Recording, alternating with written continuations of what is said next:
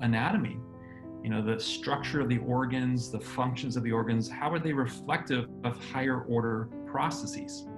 And that's really what the idea here is. Maybe can we expand our knowledge to be able to grasp those higher order processes?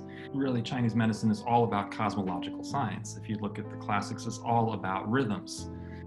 Life is really about rhythms and about how those rhythms are synchronized and harmonized in the right way.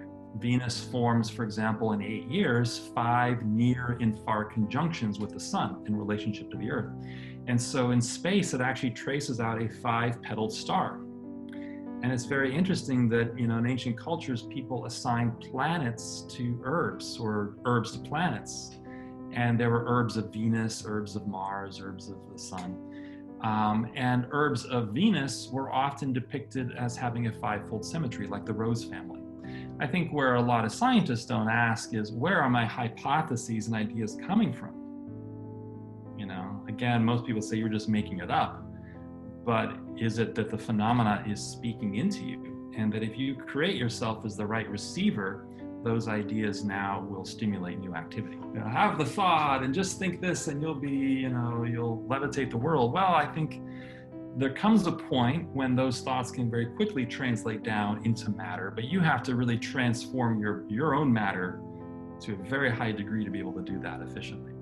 This is the plant thinking itself into me. Thought is a living thing, and that we're receiving it in a way. And we as human beings, what should we be tuning into consciously? And so you get into that experience of how am I projecting my warmth? Even in my thinking, when you think about someone, am I being cold towards them? Am I putting warmth around them? A new age, which can reapproach that former golden age, but with new tools and with new insights and with new freedom. And I think that's really encouraging. I think that says that, you know, it's not all doomed, although things look pretty bad at certain times. Again, I think what's happening now is more just like a melting pot that has to boil over. And we as human beings can be a mediator between what we might call heaven, the world of thoughts, and earth, which is the material, the matter. And that we are in a way responsible for bringing certain thoughts into the world. And the question we always have to ask is, what are the thoughts that we're channeling? You know, are we even conscious of where those thoughts are coming from? And that opens up a whole nother can of worms, is who is inspiring those thoughts into us?